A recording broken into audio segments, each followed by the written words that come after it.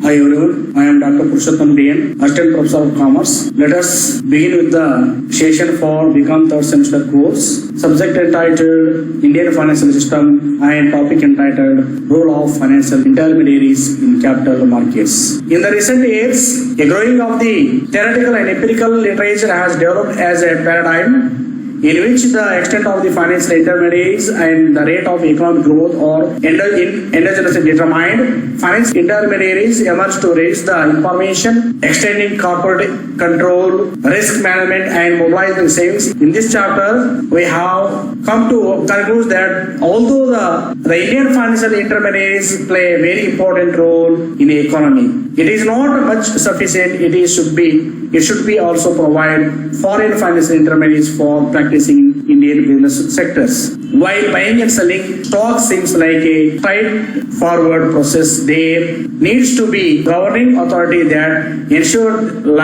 tight control to keep malpractices and fraud at buy.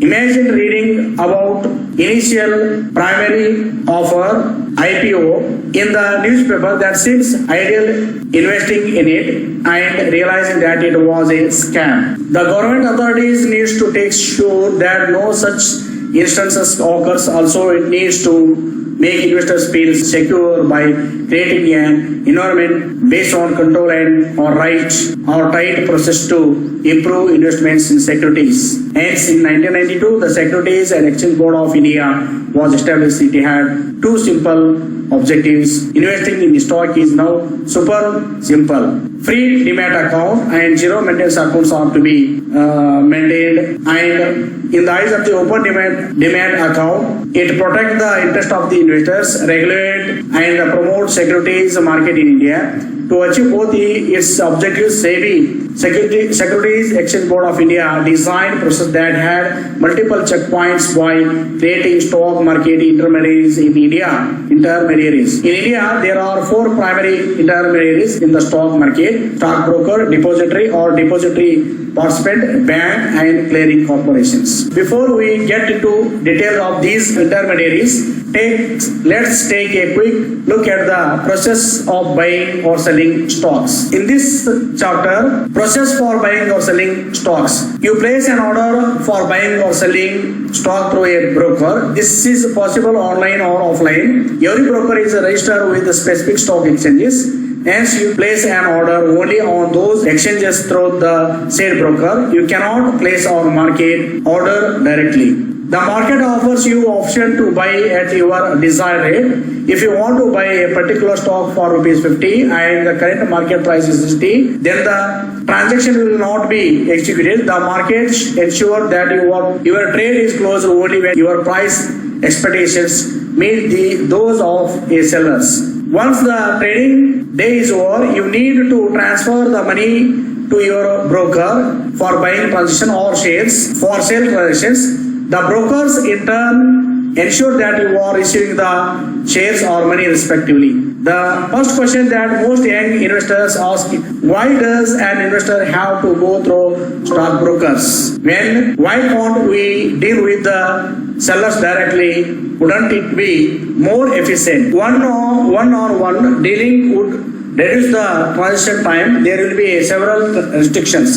In any trade, an intermediary play the role of ensuring trust between two parties. For example, when a house is being sold, a real estate broker plays the role of an intermediary who is trusted by both the buyer and seller.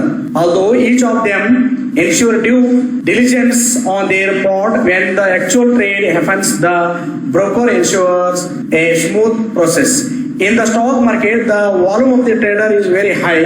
Hence, Stock Exchange Board of India designed a process with capital market intermediaries and assigned specific roles to each of them. Let's look at each of their roles in detail. Stockbroker. Stock Exchange Board of India has mandated that only registered stockbrokers can execute trade on the exchange. Therefore, all stock exchanges provide a stockbroker's license. This is given after a corporate entity fulfills several eligibility criteria. For stock traders to happen seamlessly, the market needed on organized platform where they could be listed. Hence, stock exchanges were established. There are many stock exchanges in India like National Stock Exchange, Bombay Stock Exchange, Calcutta Stock Exchange, Metropolitan Stock Exchange, Indian International Stock Exchange, etc. A share is not necessarily listed on all stock exchanges, and investors must remember that they can only buy or sell stock that are listed on the particular exchange. An individual cannot place an order directly on a stock exchange. If SEBI permitted that, then the monitoring and controlling the quality of traders would be impossible. Since all investors have to transact through the stock brokers, and all the stock brokers are registered with the stock exchange, regulating the stock market is easier. Typically, stock brokers offers a wide range of services including an online or offline interface for trading on exchange, a facility where investors can call them and place a buy or sell order, ensuring that the investors or traders are regularly updated on changes in the trading or the settlement cycle and schedule for delivery or payment, ensuring the financial soundness and genuineness of its clients, issuing contract notes for all transactions, etc. Number second is depository and depository participants. When you purchase a share, you become a partner in company to the extent of the amount invested by you. But how do you prove your partnership? You need some documents confirming it, right? This proof is a share certificate. Earlier companies used the issue of share certificate to all shareholders, authenticating their right as a part of owner of the company.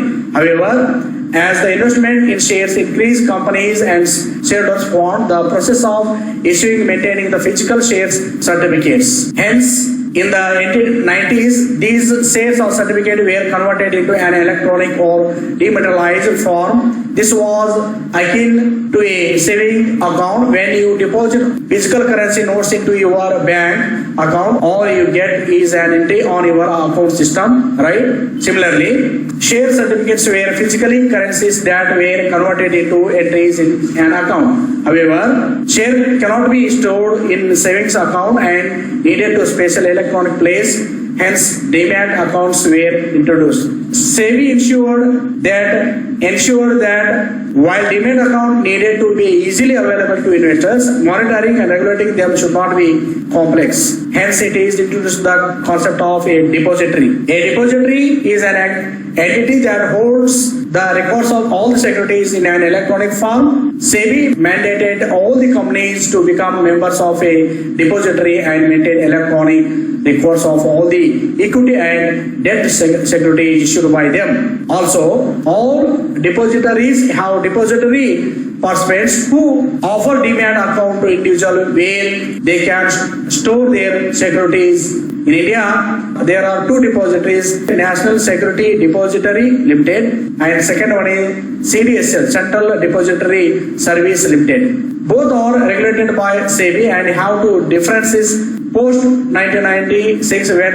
dematerialization was introduced, it was made compulsory to buy or sell securities in the demat form. Hence, a demat account become a must for any wanting to invest in the capital market.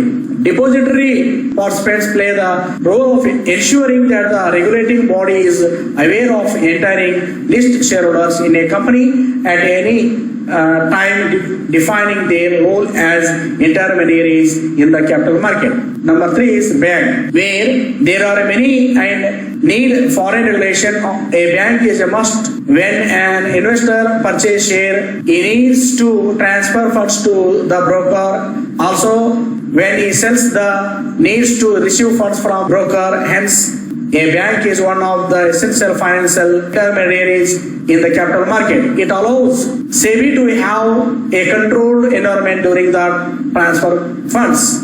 Number 4 is clearing corporation. The concept of the clearing house or clearing corporation is not new to the financial ecosystem. Banks have been using the clearing houses for settling check payments for years. In the bank system, a clearing house ensures that check is valid and the amount is transferred to the intended recipient. In the capital market, as a clearing corporation is responsible to ensure that the trades are successfully closed. Let's say that two investors agree to carry out traders. Investor A wants to buy 100 shares of ABC Limited at rupees 50 per share, and investors B is willing to sell 100 shares of ABC Limited as ABC Limited at rupees 50 per share. The clearing corporation facilitates this trade by making both investors aware of each other offers. It acts as a buyer to every seller and seller to every buyer, thereby guaranteeing the settlement of the trade. It also ensures that the shares and money are transferred to the rightful owner with the stipulated time. In fact, clearing corporation maintain funds to guarantee traders in the event of the default. A clearing corporation performs a range of functions including but not limited to provide clearing and settlement function, ensuring the transparency, improving the making efficiency, reducing post-settlement, arbitration, etc. In India, there are 3 clearing corporations. One is National Security Clearing Corporation Limited or NSCCL, the Indian Clearing Corporation or ICCL, Multi Commodity Exchange Clearing Corporation Limited or MCXCCL. So, in the capital market, transactions go through 3 phases: trading, clearing, and settlement. SEBI has designed a process to ensure that at every stage there is a minimal chance of fraud, a scam, by including the above mentioned intermediaries to increase transparency and reduce risk. While the process flow is not very complex, the role of the intermediaries in the capital market is defined to make investors feel secure and boost the securities market in India.